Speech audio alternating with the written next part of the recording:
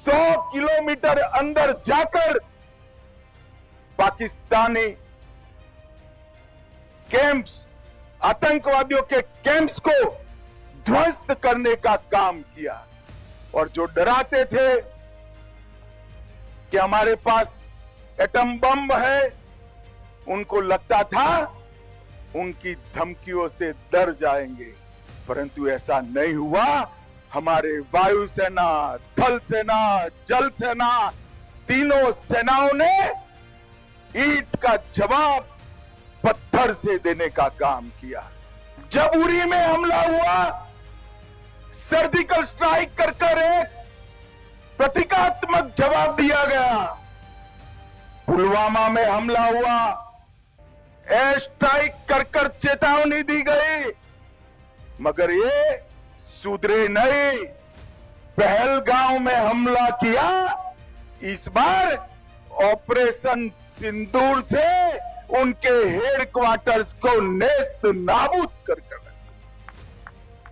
और दुनिया भर के सुरक्षा से जुड़े हुए पंडित ऑपरेशन सिंदूर का जब एनालिसिस करने लगते हैं तो आश्चर्यचकित हो जाते हैं। मित्रों, आज मैं बड़े गर्व से कहने आया हूं, पहलगांव के हमले का बदला जैसे मोहम्मद और लश्कर-ए तोयबा के हेडक्वार्टर को जमीन दोस्त कर मिट्टी में मिला कर लिया। पाकिस्तानी आतंकवादियों ने हमारे नागरिकों पर, हमारे यात्रियों पर, निहत्थे लोगों का धर्म पूछकर, परिवारों के सामने, बच्चों के सामने कायराना हत्या की, नृशंस हत्या की। और भारत ने जवाब तो जरूर दिया, मगर जवाब भी भारत के संस्कार के हिसाब से दिया। हमने जैसे मोहम्मद और लश्कर-ए तोयबा के हेडक्वार्टर उड़ा दिए और 9 ऐसे ठिकाने जहां आतंकवादी तैयार किए जाते थे, ट्रेन किए जाते थे, हथियार छिपाए जाते थे, भारत में घुसाने का कैंप बना, उसको ध्वस्त करने का काम भारत की वीर सेना ने किया। और पीओके में मुजफ्फराबाद, कोटली, भावलपुर, मुरीद के पाकिस्तान की सीमा में 100 किलोमीटर अंदर जाकर हमारी सेना ने आतंकवादियों को जवाब देने का काम किया है।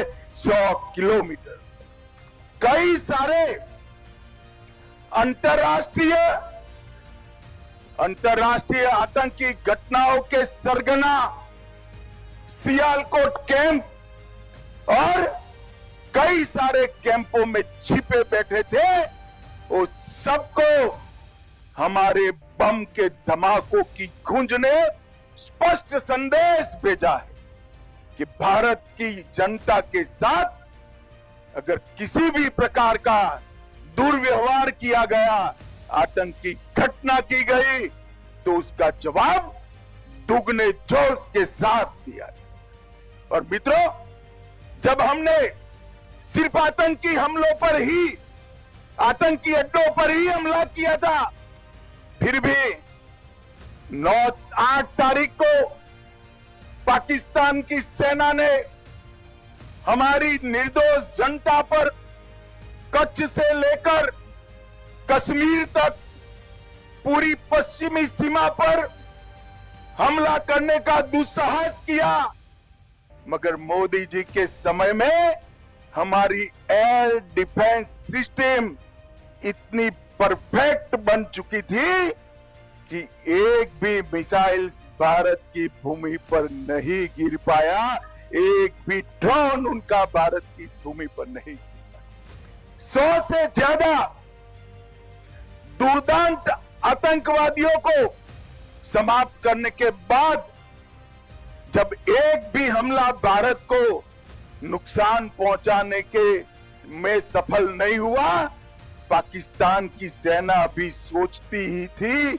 और 9 तारीख को हमने 15 जगह पर ये भी उनके एयरबेस पर उनकी जनता को कोई नुकसान नहीं किया। एयरबेस पर नूर खान एयरबेस, सरगोदा का स्थान, सुक्कुर एयरबेस, कराची में मलिर कैंट, कई जगहों पर 15 स्थानों पर उनकी क्षमता को, वायु हमला करने की क्षमता को तहस नहस करने का काम भारत की सेना के वीर जवानों ने किया।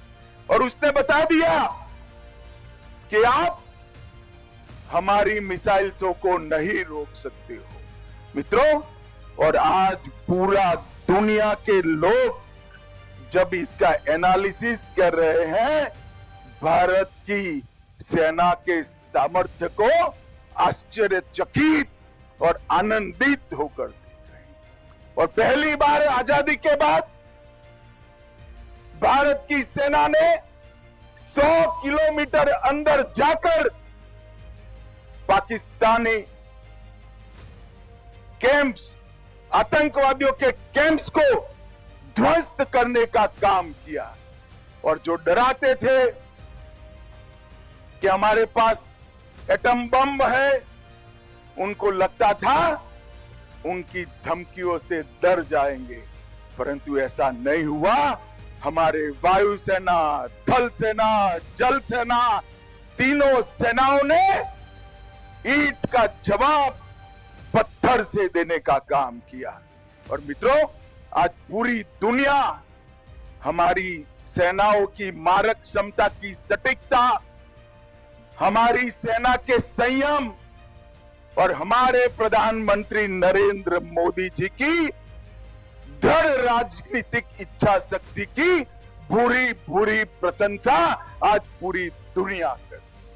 और आज मैं इस मंच से तीनों सेना के जवानों को, भारत की जनता और विशेषकर मेरे गांधीनगर लोकसभा क्षेत्र की जनता की ओर से मन पूर्वक सलाम करना चाहता हूं कि आपकी वीरता से हम सबका मस्तक गर्व से ऊंचा हुआ।